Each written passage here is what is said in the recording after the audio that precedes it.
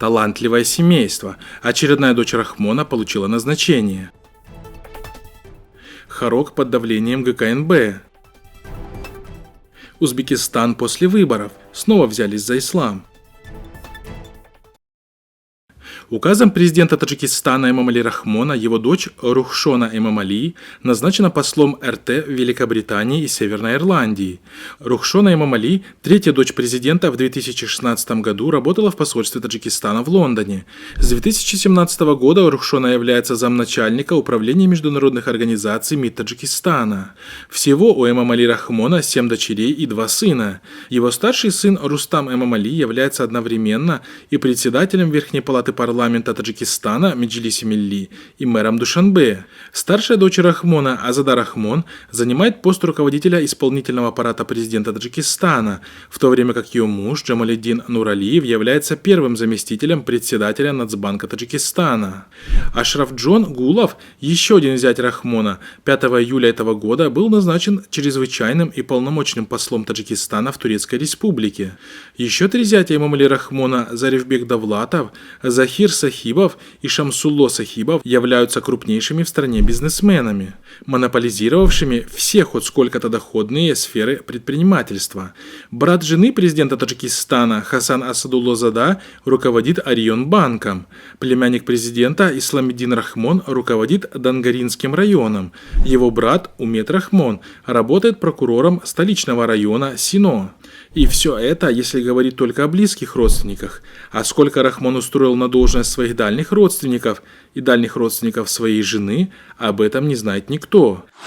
همچنین رستم امامعلی را به مناسبت رئیس مجلس ملی مجلس عالی جمهوری تاجیکستان. Эксперты неоднократно отмечали, что Эмомали Рахмон за почти 30 лет своего правления сделал из страны своего рода частную семейную компанию. За этот срок коррупция в стране достигла небывалых масштабов, погрузив страну в состояние перманентного экономического кризиса и, как следствие, в безработицу, что и вынуждает население к постоянной трудовой миграции. Сотрудники Государственного комитета национальной безопасности по Горно-Бадахшанской автономной области путем угроз продолжают заставлять бюджетников давать интервью ТВ «Бадахшон», сообщает интернет-портал Памир Daily News со ссылкой на собственные источники из Хорога.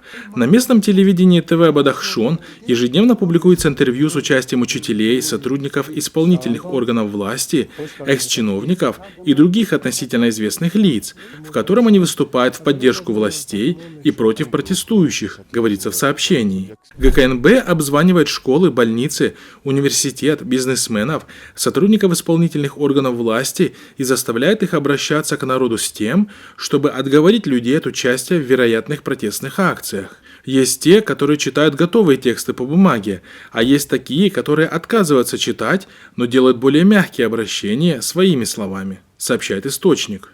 Также СМИ сообщили о временном приостановлении работы представителей комиссии гражданского общества по расследованию факта убийства Гульбиддина Зиябекова. Они заявили о чрезмерном вмешательстве областной прокуратуры в работу комиссии, в частности, прокурора области Парвиза Арифзода. Ситуацию прокомментировал таджикский блогер Абдулла Аббосов. Изначально таджикские власти сделали попытку выставить митинг как своего рода сепаратистское движение. На это указывает организованная 27 ноября протестная акция молодых людей возле здания ООН с такими лозунгами, как «Бадахшан – часть Таджикистана» и «Преступники должны быть наказаны». Они держали фотографии раненых в Хороге силовиков.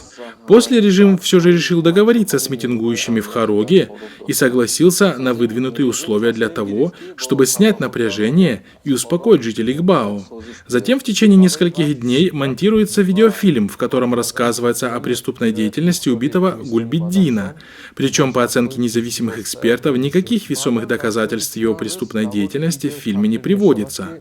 Некоторые моменты, упомянутые в фильме, направлены на разжигание розни по отношению к жителям Гбао. Минданбао. Это делается для того, чтобы протестные настроения не подхватили жители других регионов. Созданная комиссия по расследованию событий в Хароге заявляет о возбуждении уголовных дел в отношении некоторых участников митинга, объявляя их организованной преступной группировкой. Таким образом, мы в очередной раз стали свидетелями того, что с таджикским режимом нельзя вести никаких диалогов и переговоров. Вспомните, как совсем недавно таджикские власти обещали освободить из-под стражи известного правозащитника Иззата Омона, когда стало очевидным, насколько его поддерживает народ. Это было сделано исключительно для успокоения и усмирения народного гнева. И когда люди разошлись, режим, как обычно, не выполнил своих обещаний.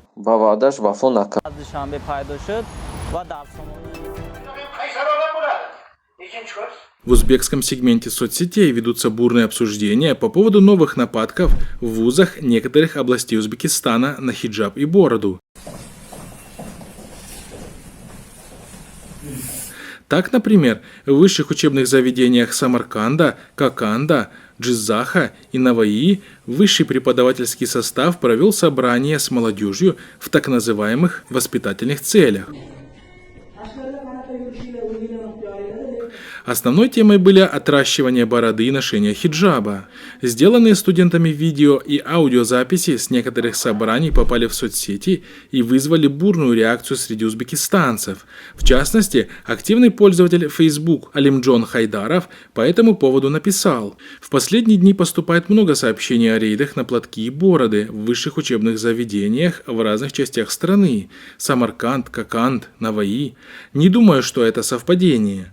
Помните, весной директор школы, критикуя девушку в платке, сказала: «Как только пройдут выборы, все станет на свои места.